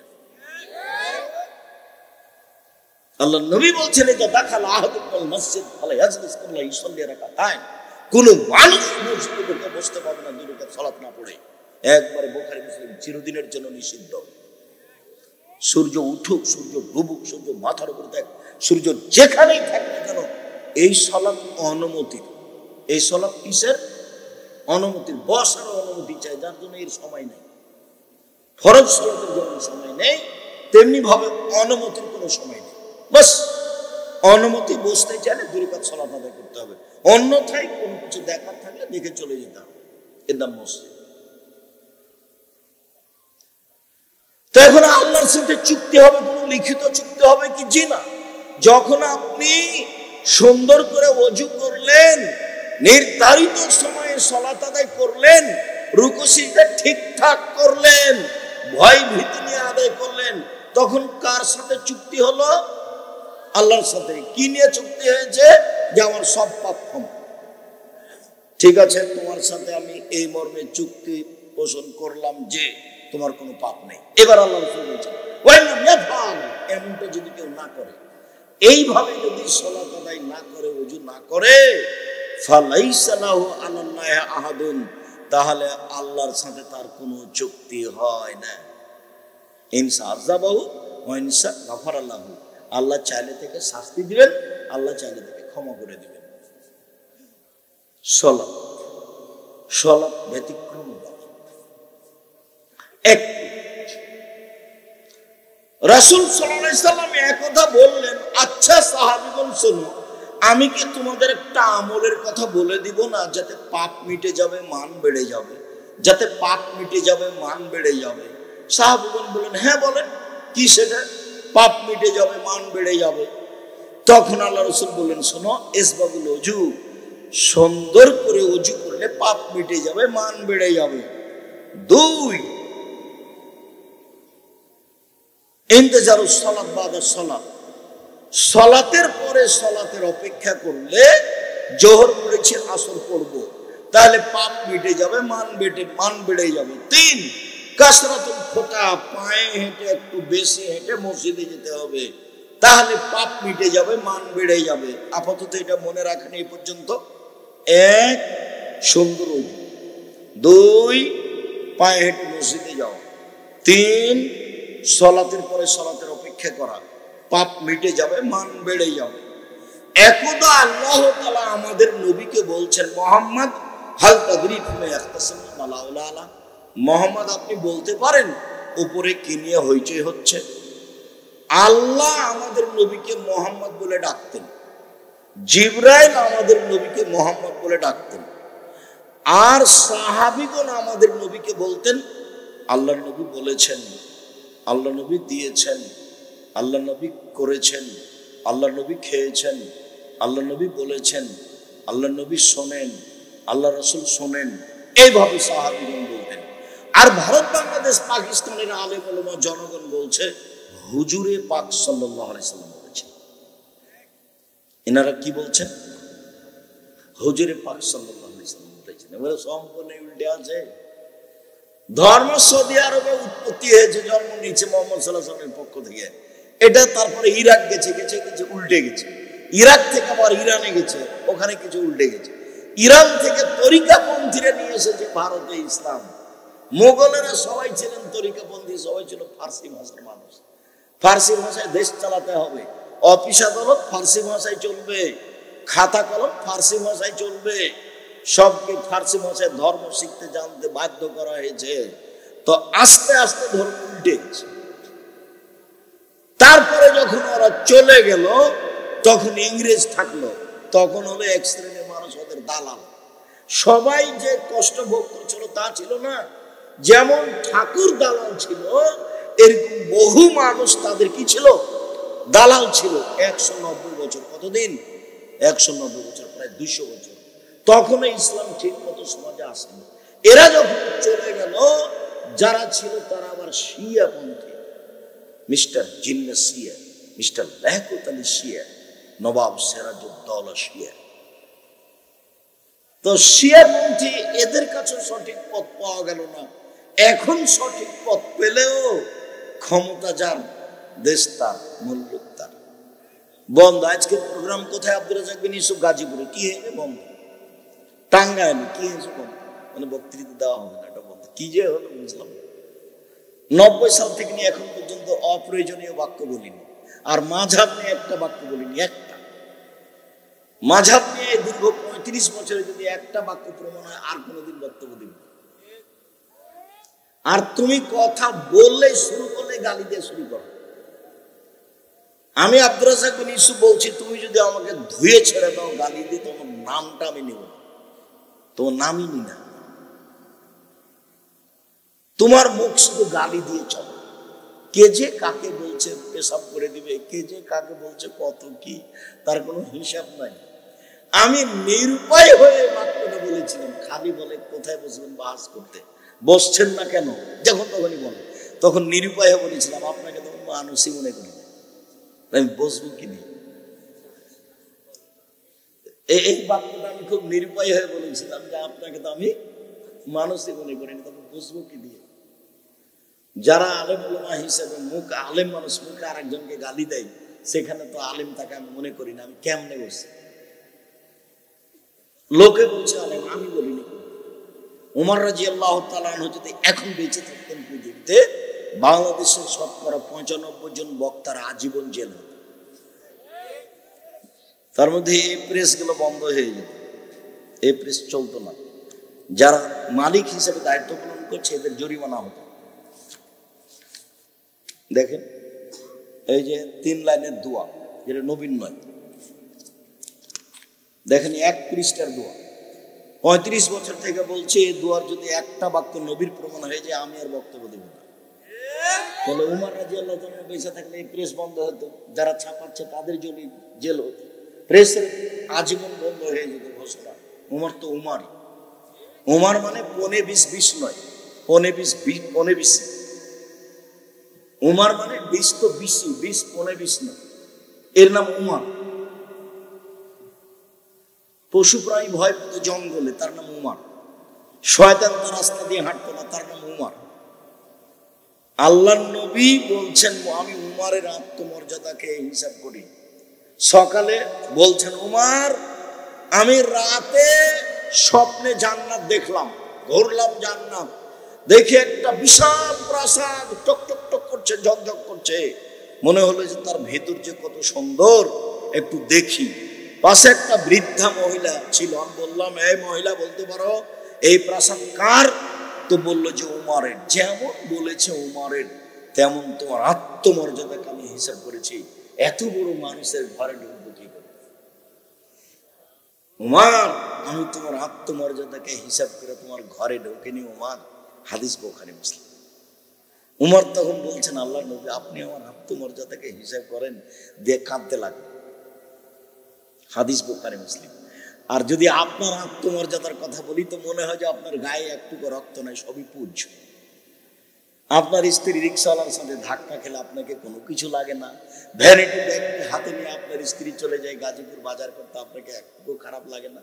আপনার শরীরে সবটুকুই পুজ, রক্ত বলে কোনো জিনিস নাই, আপনাকে খারাপ লাগে না। বউ ল্যাংটা হয়ে আপনাকে খারাপ লাগে না। আমি বুঝতে পারি না আসলে আপনি মানুষ না কখন কোন অন্যরকম হয়ে গেছে। আমাদের বউ যদি গায়ে, রিক্সাওয়ালার গায়ে একটু ঠেকে যায়, ইন্না লিল্লাহি ওয়া ইন্না ইলাইহি রাজিউন, একই কথা। আপনাকে একটু খারাপ কেন? আপনার স্ত্রী চেয়ারম্যান মেম্বারে দাঁড়ানো, সব লোককে খালি বলে ভাইয়া আসেন চা খেয়ে যান, ভাইয়া আসেন। আপনার স্ত্রী যে সব আগে ডাকে, আপনার স্ত্রী সব মেহমানকে ডাকে, আসলে আসলে কি আপনি মানুষ? মানুষ তো বাংলা ভাষা বলে মানুষ, আর মানুষ যার কাছে আর একজন কল্যাণ পায়, অকল্যাণ পায় না, যার নাম অকল্যাণ যার কাছে পায় সে মানুষ নয়। কি দিয়ে জীবন কাটাবেন? আমি আপনার দিনই ভাই, আমি আপনার কল্যাণের জন্য এসেছি। আপনি বিবেচনা করেন, সহজ জীবনে ফিরে আসেন। টাকা পয়সা ইনকাম করতে হবে, এই কথাই ঠিক। গাজীপুর বাড়ি 1 শতক জমির দাম অনেক, 50 শতক বিক্রি করে, 1 বিঘা বিক্রি করে বিশাল ব্যবসায়ী হোক। এই পথে আপনি টাকা ইনকাম করেন, নিজের টাকা দিয়ে ব্যবসা করেন। আল্লাহ এটাকে পছন্দ করেছেন। আর বলবেন কোটি টাকার মালিক হব, কোটি কোটি টাকার মালিক হব অসহায় মানুষের পাশে দাঁড়ানোর জন্য, সরকারকে উঠানোর জন্য, নামানোর জন্য নয়। পয়সা এই জন্য উপার্জন করবেন। আর যদি ওইটা না পারেন, সহজ পথ, 5 ওয়াক্ত সালাত, হালাল রুজি, কোরআন তেলাওয়াত, আড্ডা না পিটা, জান্নাত সহজ। এগুলো ঝামেলা বাদ দেন, মুখখান কন্ট্রোল রাখেন, মুখ দিয়ে কাউকে কষ্ট দিবেন না, দলীয় দাপট দেখাবেন না 1 মিনিটের জন্য। দলীয় ক্ষমতা, কাউকে অপমান করে, কাউকে জেল হাজত দিয়ে, কাউকে গালি দিয়ে, কারো নিন্দা করে, জমি দখল করে ক্ষমতা দেখাবেন না। আপনাদের নেত্রীর মাত্র 45 মিনিট বয়স। কত মিনিট? 45। দলীয় দাপট দেখাবেন না। ফেরাউন ডুবে গেছে 1500 বছর পরেও, ফেরাউন ডুবে গেছে 1500 বছর পরেও সহজভাবে বসবাস করেন। নিজেকে মনে করেন আমি মাটির মানুষ। প্রতিশোধ নিবেন না, প্রতিশোধবাদ, প্রতিশোধবাদ। আচ্ছা গালি দিয়েছে দিয়েছে, আচ্ছা মেরেছে মেরেছে। নিজে কোনোদিন মামলা করবেন না কারোর বিরুদ্ধে, কোর্টে যাবেন না কারোর বিরুদ্ধে, যা হয়েছে হয়েছে। ক্ষমতা দেখাবেন না, দলীয় দাপট দেখাবেন না, মানুষকে অপমান করবেন না, মানুষকে খাটো করবেন না, মানুষকে তুচ্ছ করবেন না, মানুষকে অপমান করবেন না। ক্ষমতা দেখে মানুষের জমি দখল করবেন না। ক্ষমতা দেখে 1 জমি 7 বার বিক্রি করেন। গাজীপুর মানে একদিন ছিল বাঘ ভাল্লুক কুকুর শিরগাল বসবাস করত, এখন হলো স্বর্ণ দিয়ে পরিবর্তন। এটা নিয়ামত, এটা হিসাব করতে হবে। এদের ক্ষমতা দেখিয়ে পরকাল হারায়েন, সালাত আদায় করবেন। আল্লাহ রাসূল বললেন, পৃথিবীর মানুষ যেভাবে আমাকে সালাত আদায় করতে দেখছো সেভাবে সালাত আদায় করো। সুন্দর করে ওযু করলেন। কথাটা শেষ করি। আমাদের নবীকে আল্লাহ বলতেন মোহাম্মদ বলতে পারেন উপরে কিনে হয়েছে হচ্ছে? আমি বললাম জি হ্যাঁ বলতে পারি। মানুষের পাপ কিসে মিটে যাবে এই নিয়ে হয়েছে হচ্ছে? মানুষের পাপ মিটে যায় 1 সুন্দর করে ওযু করলে, 2 পায়ে হেঁটে মসজিদে গেলে, 3 সালাতের পরে বসে বসে তাসবিহ তাহলে জিকির আজকার করলে পাপ মিটে যায়, মান বেড়ে যায়। এইটুকু যদি করে তার মরে যাওয়া ভালো, তার বেঁচে থাকা ভালো, তার মরে যাওয়া ভালো, তার বেঁচে থাকা ভালো। এরপরে লোকটা হয়ে যায় সেই দিনের মতো যেদিন তার মা তাকে জন্ম দিয়েছে, নিষ্পাপ হয়ে যায়। যদি মানুষ সুন্দর করে ওযু করে, পায়ে হেঁটে মসজিদে যায়, সালাতের পরে বসে বসে তাসবিহ তাহলিল জিকির আজকার করে, তাহলে লোকটা হয়ে যায় সেই দিনের মতো যেদিন তার মা তাকে জন্ম দিয়েছে, নিষ্পাপ হয়ে যায়। আল্লাহু আকবার বলার পূর্বে সুন্দর করে ওযু করে নেন। এই ছেলে, এই বসো, প্রয়োজন দেখাবে না কয়েক মিনিট, দয়া করে কোনো কাজ আমাকে দেখাবেন না। কয়েক মিনিট আমি আপনার জন্য এসেছি, নিজের হিসাব নিজের কাছে রাখবেন। অজু করার পূর্বে পেশাব পায়খানার কাজ থাকলে সেরে আসেন, না হলে অজু সালাত হবে না। পেশাব পায়খানা শেষে পানি দিয়ে পবিত্রতা অর্জন করবেন, তারপরে হাত মাটিতে মেজে নেবেন। আগে ঢেল শুকবার পরে পানি, এটা মিথ্যা। পানি নাই তখন ঢেল শুকবার, এটা ঠিক আছে। ঢেল টিস্যু পেপার নিয়ে 40 কদম হাঁটতে হবে, এটা নোংরামি।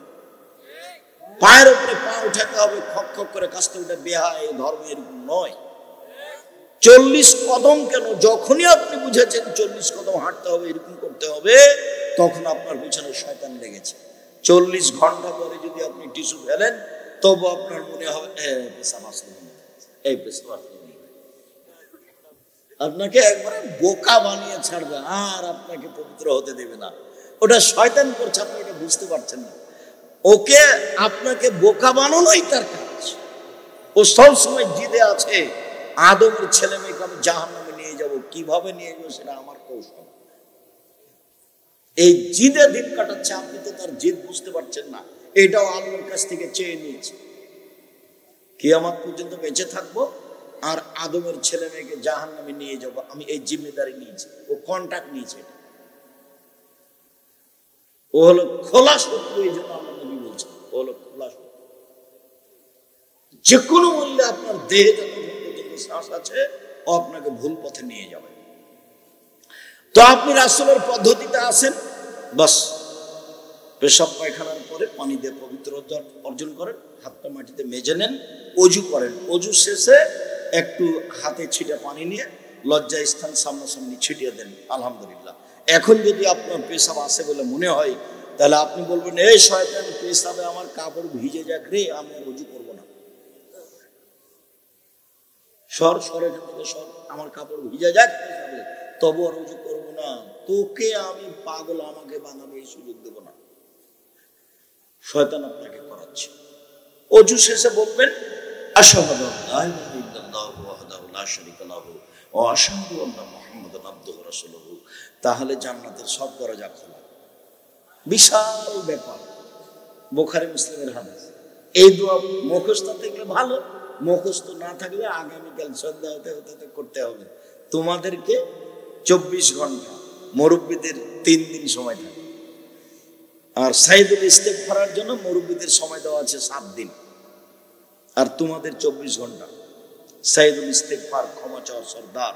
আল্লাহুম্মা আনতা রাব্বি লা ইলাহা ইল্লা আনতা খালাকতানি ওয়া আনা আবদুকা ওয়া আনা আলা আহদিকা ওয়া ওয়াদিকা মাসতাতাতু ওয়া আউযু বিকা মিন শাররি মা সানাতু আবু লাকা বিনি'মাতিকা আলাইয়া ওয়া আবু বিযামবি ফাগফিরলি। সন্ধ্যায় যদি পড়ে সকাল পর্যন্ত মারা গেলে জান্নাত। হাদিস বুখারী মুসলিম। তোমাকে সময় দিয়েছি 24 ঘন্টা, মুরব্বির সময় দিয়েছি 7 দিন। আর এই যে ওজুর দোয়া, সব দরজা খোলা, তোমার জন্য ঘরে 24 ঘন্টায় থাকবে, মুরব্বির জন্য 3 দিন। এটা ছোট দোয়া, কমিয়ে দেওয়া হবে। মুখস্থ করতেই হবে। কিভাবে করব? আপনার বাড়িতে বই আছে, নইলে আমি আপনার সহযোগিতা করেছি। যাওয়ার সময় তো দেখবেন বই আছে, আইনে রাসূল সাল্লাল্লাহু আলাইহি ওয়াসাল্লাম দোয়া অধ্যায়। কত জায়গাতে হাত তুলে দোয়া করবেন, কত হাত তুলে দোয়ার হাদিস আছে, কোন দোয়া চলবে না, কোন দোয়া চলবে। আপনার খিদমতে আমি দিন রাত লেগে আছি। আপনি যে কি বুঝেন আমি বুঝতে পারি। দিন রাত আপনার সেবায় আমার কাজ। নিজের জন্য 5 মিনিট ভাবলে কি হবে, না হবে, যা হবে। সম্মানিত দিনী ভাই বোন, এইবার যদি আপনি 40 কদম হাঁটেন ঢেল টিস্যু পেপার নিয়ে, তাহলে আপনি জান্নাতে যেতে চান, আপনার বউকে হাঁটতে হবে না। আপনার বউ ঢেল নিয়ে 40 কদম হাঁটবে, কেননা জান্নাত আপনার দাবি, বউয়ের দাবি লাগবে না। তো ও যদি 40 কদম হাঁটে ঢেল নিয়ে, টিস্যু পেপার নিয়ে, তা আপনি বলছেন আপনার হিসেবে যে কেমন কেমন লাগবে। তো এইটা যদি কেমন কেমন লাগে, আপনি যখন ঢেল নিয়ে হাঁটেন, তখন মহিলা যদি দেখে, তাকে কেমন কেমন লাগবে না? দুইটা তো সমান সমান। ধর্ম তো এটা নয়, ধর্ম তো উল্টে গেছে। পেশাব পায়খানার পরে পানি দিয়ে পবিত্রতা অর্জন করে হাত মেজে নিতে হবে।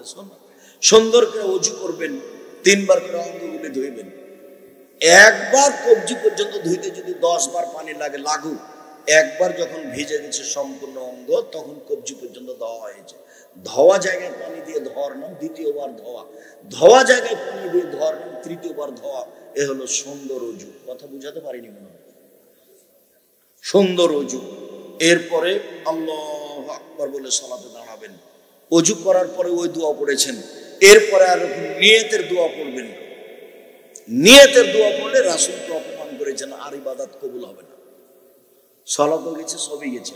চাঁপাইনবাবগঞ্জের ভাষাতে দোয়া যদি নিয়তের পড়েন তাহলে চাঁপাইনবাবগঞ্জের ভাষাতে আমও গেল, ছালাও গেল, কানতে কাঁদতে দুটো চোখও গেল, কিছুই হবে না, সব গেল। কেন? রাসূলকে অপমান করে ইবাদত কবুল হবে না। আপনি তো জান্নাতের দরজা খুলে নিয়েছেন সবটুকু।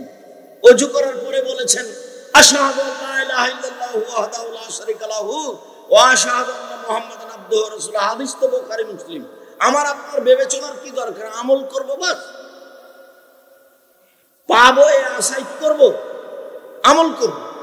পাবো এই আশায় আমল করব, এটা আমার কাজ। এখানে আমার কোনো বিবেচনার সুযোগ নেই। আমি পীর সাহেবের কথায় চলি না, বড় হুজুরের কথাই চলি না, বুজুর্গানের দিনের কথাই চলি না। একজন মানুষের কথাই চলি যার নাম মুহাম্মদ সাল্লাল্লাহু আলাইহি সাল্লাম।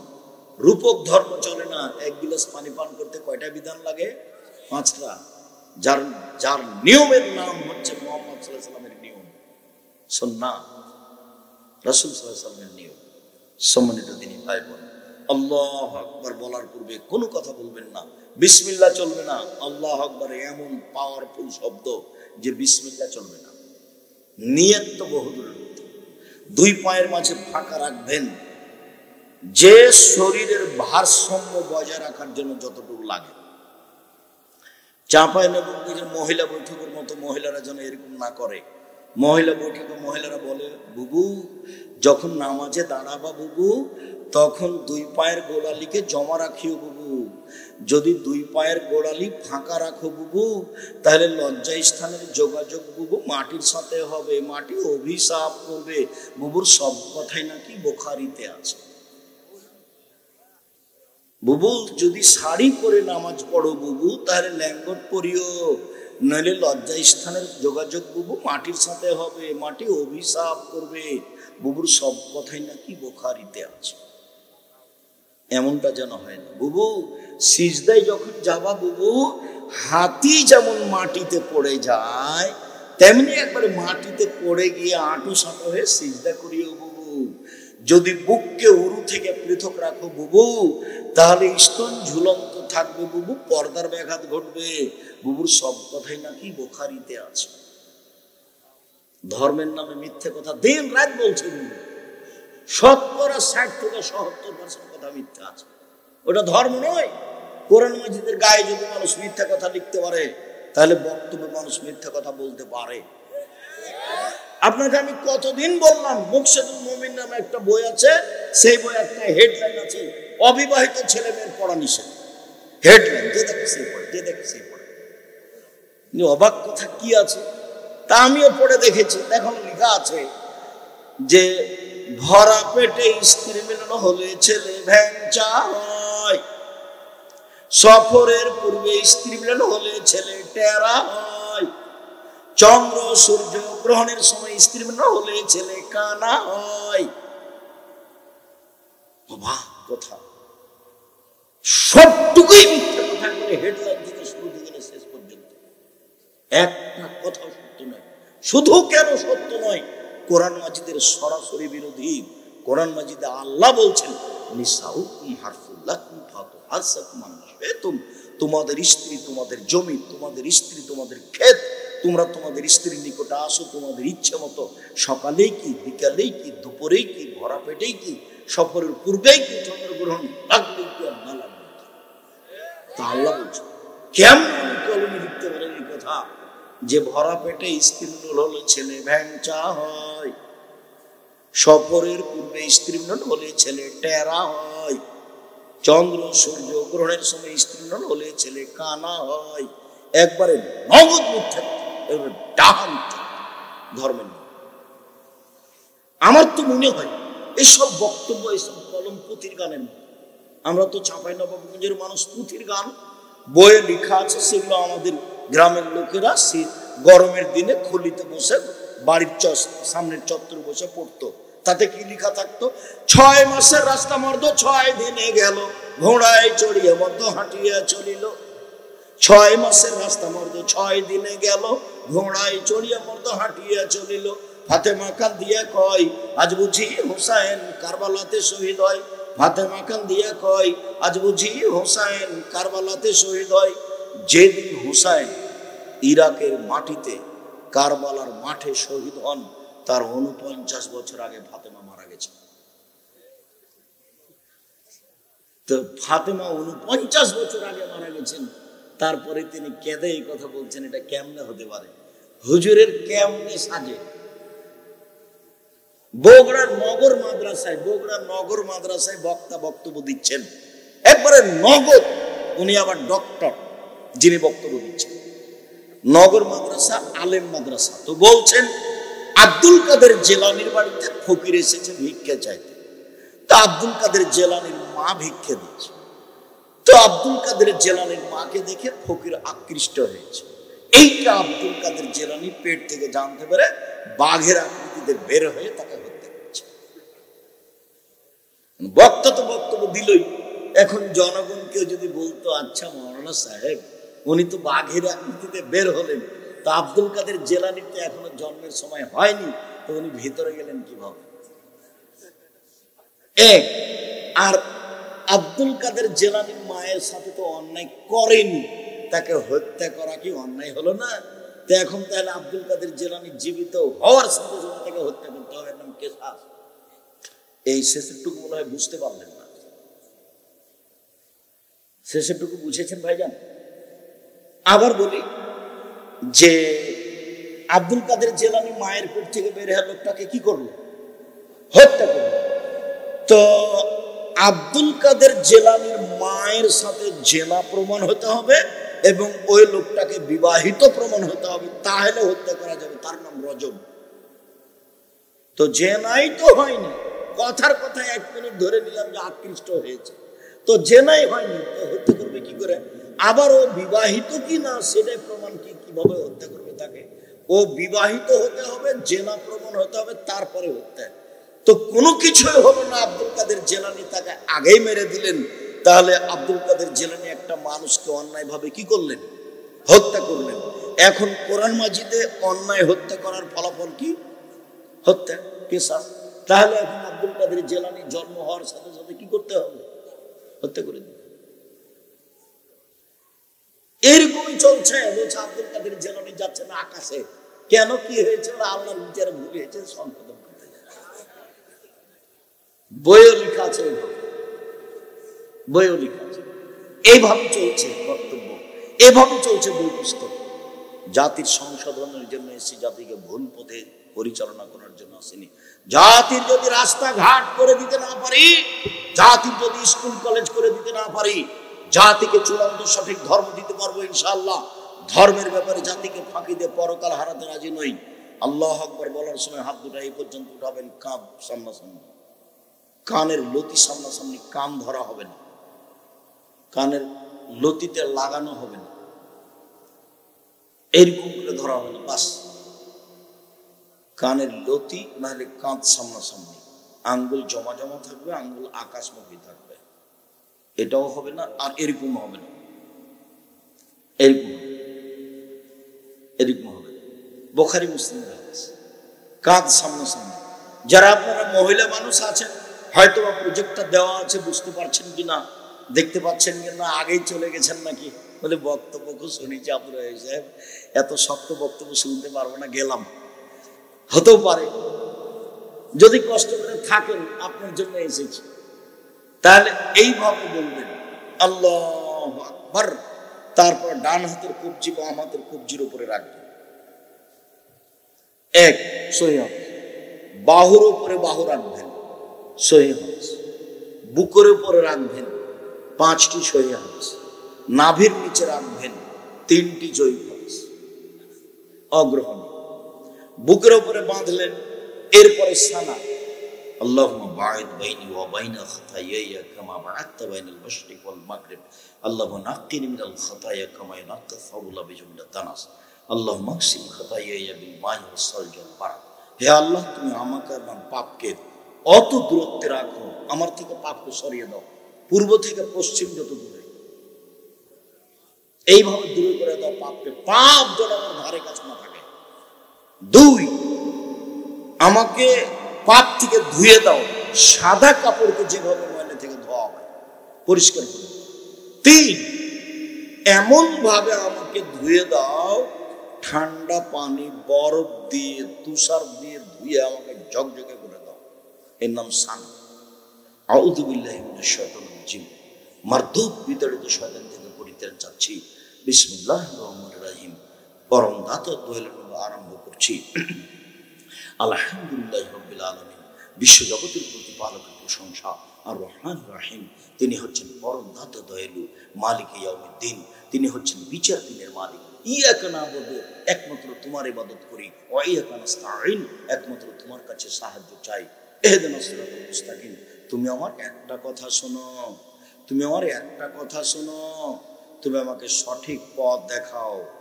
ওরা বলে এই পথে আসো, ওরা বলে এই পথে আসো, ওরা বলে ফুরফুরা শরীফে আসো, ওরা বলে মাঝ ভান্ডারিতে আসো, ওরা বলে দল সংগঠন করো। আমি কোন পথে যাই? আমাকে সোজা পথ দেখাও। আবুল আলাম মাওদুদী রাহিমাহুল্লাহ বললেন, আমাকে রাজপথ দেখাও। সারা পৃথিবীর মানুষ বললেন, আমাকে সহজ সরল পথ দেখাও, আঁকা বাঁকা হয় না যেন।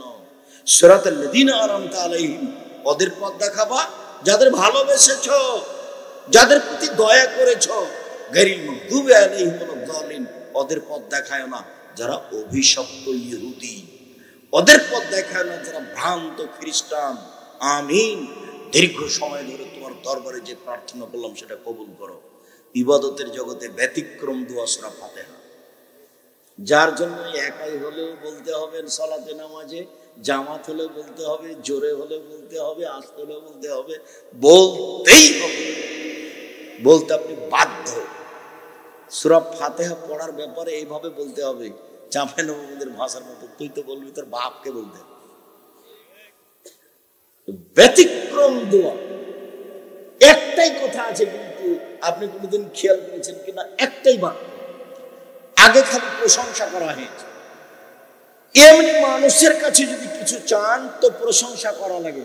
আসসালামু আলাইকুম ভাইজান, আপনি তো খুব বড় মানুষ, ভালো মানুষ, সবাইকে সহযোগিতা করেন ভাইজান, সবাই আপনার কথা বলে। আমার ছেলের হাত ভেঙে গেছে ভাইজান, আমি আপনার কাছে 10,000 টাকা কর্জ নিতে এসেছি, একটু দয়া করে দিবেন। হ্যাঁ, সেই তোরে তো আসলে এখন তো টাকা পয়সা হাতে নেই, আচ্ছা বিকেলায় দেখি, এভাবে বলবে। আর যদি বলেন আসসালামু আলাইকুম, আমার ছেলের হাত ভেঙে গেছে, 10,000 টাকা দেন, তো বলবে তুই কে, আমি কি টাকসাল বানিয়ে রেখেছি নাকি? এটা মানুষের গতি। আল্লাহকে যদি বলেন সোজা পথ দেখান, তাহলে আল্লাহ এটা শুনবেন না। আগে প্রশংসা করতে হবে, প্রশংসা প্রিয় সত্তা আল্লাহ। আলহামদুলিল্লাহ খুশি, আলহামদুলিল্লাহ প্রশংসা আল্লাহর জন্য, খুব খুশি, খুব খুশি। আফজালুদ দুআ আলহামদুলিল্লাহ। ইবাদতের জগতে সবচেয়ে উত্তম দোয়া হলো আলহামদুলিল্লাহ, মানে খুশি। ওয়া আফজালুদ যিকরি লা ইলাহা ইল্লাল্লাহ, সবচেয়ে উত্তম জিকির হলো লা ইলাহা ইল্লাল্লাহ। খুব খুশি, প্রশংসায় আলহামদুলিল্লাহি রাব্বিল আলামিন, বিশ্ব জগতের প্রতিপালকের প্রশংসা এক। আর রহমানের রহিম, তিনি হচ্ছেন পরম দাতা দয়ালু, প্রশংসা চলছে। মালিক ইয়াউমিদ্দিন, তিনি হচ্ছেন বিচার দিনের মালিক। ইয়াকা নাবুদু, তোমার ইবাদত করি, ওয়া ইয়াকা নাস্তাইন, তোমার কাছে সাহায্য চাই। এখনো মূল কথা বলা হয়নি। এক, প্রশংসা তোমার। 2, বিচারের দিনের মালিক তুমি। 3, পরম দাতা দয়ালু তুমি। 4, তোমার কাছে সাহায্য চাই। 5, একমাত্র তোমার ইবাদত করি। এখন কথা আসলো, আমাকে আমার একটা কথা শোনো, আমাকে সরল পথ দেখাও। এই এই এটাই বাক্য। আবার বলছে, ওদের পথ দেখাবা যাদের ভালোবেসেছ, ওদের পথ দেখাবা না যারা অভিশপ্ত, যারা ভ্রান্ত। কথা শেষ। বোঝা যায়নি মনে হয়? একটাই বাক্য আছে সূরা ফাতিহা, সেটা হলো কি, আমাকে সরল পথ দেখান, সোজা পথ দেখান। এটাই বাক্য, এতক্ষণ যাবৎ প্রশংসা করে এটাই বলা হয়েছে। তারপরে যে কোনো সূরা বিসমিল্লাহির রহমানির রহিম, পরম দত্ত দৌলের নবী আরম্ভ করছি, কুল হুয়াল্লাহু আহাদ, হে নবী আপনি বলুন আল্লাহু একক, আল্লাহু সামাদ, তিনি নিরপেক্ষহীন, লাম ইয়ালিদ, তিনি কাউকে জন্ম দেননি, ওয়ালাম ইউলাদ, তিনি কারো থেকে জন্ম নেননি, ওয়ালাম ইয়াকুল্লাহু কুফুয়ান আহাদ, তার সমকক্ষ কেউ নেই। আল্লাহু আকবার। হাত ওই পর্যন্ত উঠাবেন, ওইভাবে কানের লতি, কাঁধ সামনাসামনি, ওইভাবে আগে যে হয়েছিল এ পর্যন্ত উঠিয়ে এবার চলেন রুকুতে। রুকুতে যাওয়ার পূর্বে আপনার সাথে আমার জরুরি কয়েকটা কথা। তার প্রথম কথা হচ্ছে, মাথা উঁচুও হবে না নিচুও হবে না, মানে সোজা হয়ে থাকবে রডের মতো, এরকম হবে না, এরকম হবে না। আর পিঠটা একবারে সোজা হয়ে থাকবে, পিঠের উপরে একটা গিলাস রাখলে যেন থেকে যায়, এরকম পিঠটা সোজা হয়ে থাকবে। তারপরে হাতের আঙ্গুল খুলে খুলে রাখবেন, হাতটা এইভাবে বাঁকা হবে না, রডের মতো সোজা হয়ে থাকবে। হাতটা এইভাবে বাঁকা হবে না, পিঠটা যেন মধ্যখানে এরকম উঁচু না হয়। আপনি আপনার মেয়েকে কালকে সালাত আদায় করতে বলেন, আপনার সামনে একটু দেখেন, আল্লাহ নবী বাস্তব সালাত প্রশিক্ষণ দিতেন। আপনি পড়তে বলেন, দেখবেন আপনার মেয়ে সালাতে রুকুতে গেছে, তো এমনি হাত দিয়ে আছে, পিঠখানকে উঁচু করে এভাবে এমনিতে হাত দিয়ে আছে, কোমর থেকে সামনের ওজন হাতের উপরে থাকতে হবে, হাত দিয়ে হাঁটুকে চেপে ধরে থাকতে হবে। সুবহান রাব্বিল আযীম যতবার ইচ্ছে, একবার হোক 50 বার হোক। বারের হাদিস একটাও ঠিক নয়, 3-এর ঠিক নয়, 5-এর ঠিক নয়, 10-এর ঠিক নয়, যে যা পারে। অথচ বলুন সুবহান কুদ্দুসুন রব্বুল মালায়েকাতুহু, অথবা বলেন সুবহানাকা আল্লাহুম্মা রাব্বানা ওয়া বিহামদিকা আল্লাহুম্মা ইগফিরলি, তোমার প্রশংসা সহকারে তোমার পবিত্রতা বর্ণনা করি, আমাকে ক্ষমা করো, যতবার করেন। তারপরে চলেন সামিআল্লাহু লিমান হামিদা, ওই পর্যন্ত উঠাবেন, প্রথমে যা ছিল একই নিয়ম, হাত উঠে ওই পর্যন্ত, এবার ছেড়ে দেন। সবকে সসা স্থানে যেতে হবে, হাড় দিকে একবারে সোজা হয়ে দাঁড়িয়ে থাকেন, রুকুতে যেতে পাবেন না। রুকুতে চলে গেলেই আর সালাত দাঁড়িয়ে থাকেন। সামিআল্লাহু লিমান হামিদা রাব্বানা লাকাল হামদ হামদান কাসীরান তাইয়িবান মুবারাকান। আল্লাহ ওই লোকের প্রশংসা শুনলো যে তার প্রশংসা করলো, খুব তার প্রশংসা, বরকতময় তার প্রশংসা, মঙ্গলময় তার প্রশংসা, মিলাল সামাওয়াতে, আকাশ পরিমাণ তার প্রশংসা, মিলাল আরদ, জমিন পরিমাণ প্রশংসা, মিলামা শাইতা বিন সাইন, মিলামা বাইনাহুমা, আকাশ জমিনের মধ্যে যে ফাঁকা আছে সেই পরিমাণ প্রশংসা, মিলামা শাইতা বিন শাইন বাদো। এরপরে যত চাও তত তোমার প্রশংসা। দাঁড়িয়ে দাঁড়িয়ে বলতে থাকেন, সিজদায় যেতে পারবেন না, সোজা দাঁড়িয়ে থাকবেন, খালি তাড়াহুড়ো করে গেলে আসবে। এবার চলেন সিজদায়। আপনার সাথে জরুরি কথা সিজদায় যাওয়ার আগে, এক, মাথার চুল যেন খোপা বাঁধা না থাকে, মহিলাদের থাকলে বেনি গাঁথা থাকে। আপনার যেন হাত জড়ানো না থাকে, জামা পায়জামা, যদি পায়জামা জড়াতে হয় তাহলে কোমরে জড়াতে হবে, নিচের দিকে জড়ানো হারাম। হাত যেন জড়ানো না থাকে, এটা খুলে দিতে হবে। টাকনুর নিচে সালাতের সময় চলবে না, বাকি সময় চলবে। 3 শ্রেণীর মানুষের সাথে আল্লাহ কথাই বলবেন না, অথচ তা অনেক দয়া বিচারের মাঠে তার 1 শ্রেণীর মানুষ যারা টাকনুর নিচে পায়জামা প্যান্ট লুঙ্গি পরে, তাদের সাথে আল্লাহ কথা বলবেন না। যা, তো সবকিছু সিজদায় যাবে, কোথাও যেন চুল বা হাত কোথাও যেন জমা না থাকে। 2, 7 হাড়ের উপরে সিজদা করতে হবে। নাক কপাল এক, কোনটা আগে কোনটা পরে এটা বিবেচনা নেই, নাক কপাল দুইটা মাটিতে লেগে থাকবে। 3, 2 হাত, এ হলো 3। 5, 2 হাঁটু, এ হলো 5। 7, 2 পায়ের বৃদ্ধাঙ্গুল, এ হলো 7।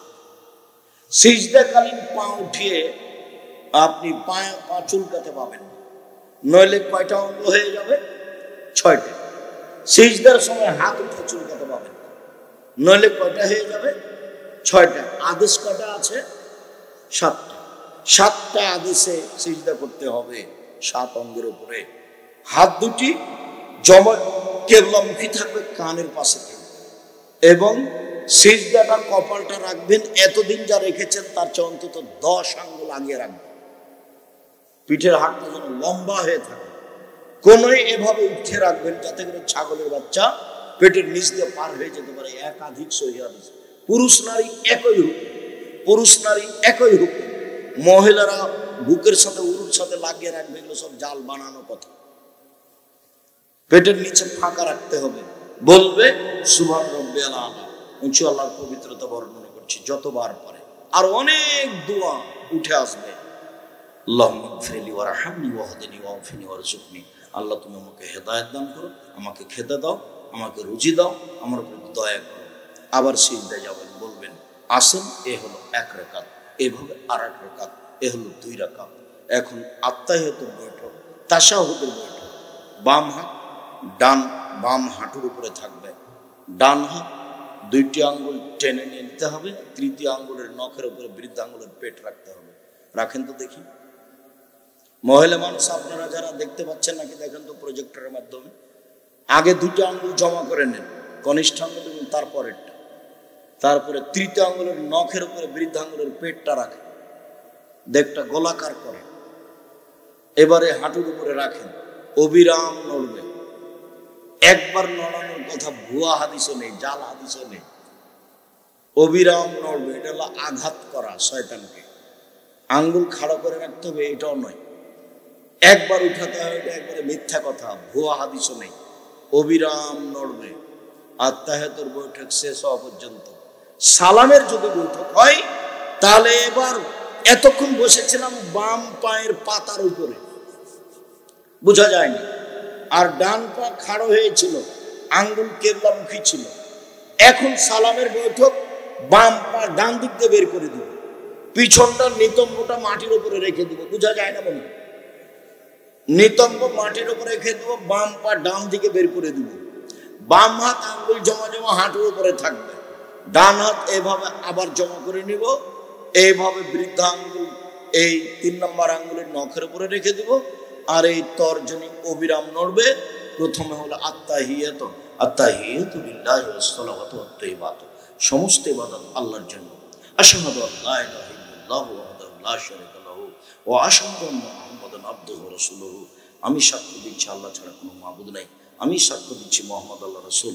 আত্তাহিয়াতু যখন শেষ হবে তখন দরুদ, আল্লাহুম্মা সাল্লি আলা মুহাম্মাদ ওয়া আলা আলি মুহাম্মাদ কামা সাল্লাইতা আলা ইব্রাহিম ওয়া আলা আলি ইব্রাহিম ইন্নাকা হামিদুম মাজিদ।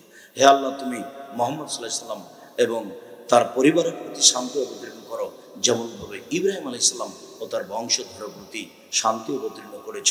তুমি প্রশংসনীয়, তুমি জ্ঞানী। আল্লাহুম্মা বারিক আলা মুহাম্মাদ ওয়া আলা আলি মুহাম্মাদ কামা বারাকতা আলা ইব্রাহিম ওয়া আলা আলি ইব্রাহিম ইন্নাকা হামিদুম মাজিদ। আল্লাহ, তুমি মুহাম্মদ সাল্লাল্লাহু আলাইহি সাল্লামের উপরে বরকত নাযিল করো এবং তার পরিবারের উপরে বরকত নাযিল করো, যেমনভাবে ইব্রাহিম আলাইহিস সালাম ও তার বংশধরের প্রতি বরকত নাযিল করেছ।